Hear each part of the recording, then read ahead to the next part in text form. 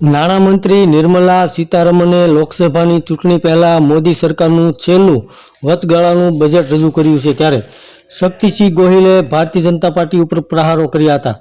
તો દેશની સૌથી મોટી બે સમસ્યા મોંઘવારી અને બેરોજગારી બંને બાબતો માટે આ બજેટમાં કોઈ નક્કર આયોજન જોવા મળતું નથી એમ પ્રદેશ કોંગ્રેસ સમિતિના પ્રમુખ અને સાંસદ શક્તિસિંહ ગોહિલે જણાવ્યું હતું। તેમણે ઉમેર્યું હતું કે ચૂંટણી આવતી હોય ત્યારે કોઈ પણ સરકારનું છેલ્લું બજેટ લોકોને રાહતો અને આકાંક્ષાઓ પૂરી કરતું હોય, પરંતુ ભાજપની સરકારનું વચગાળાનું બજેટ કોઈ પણ પ્રકારની રાહત આપનારું નથી।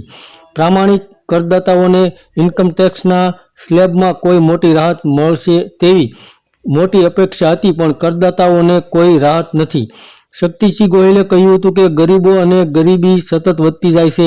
મોંઘવારી, બેરોજગારી વધારનારું, અસમાનતા વધારનારું, વિકાસના નામે બેફામ ખર્ચાવાળું, મોટા ઉદ્યોગો, ગૃહ ઉદ્યોગપતિઓને મદદ કરનારું, નાના વેપારી, નાના ઉદ્યોગોને મારી નાખનારું આ બજેટ નિરાશાજનક છે। આવી રીતે શક્તિસિંહ ગોહિલે ભારતીય જનતા પાર્ટી ઉપર બજેટને લઈને પ્રહારો કર્યા હતા। ધન્યવાદ દર્શક મિત્રો।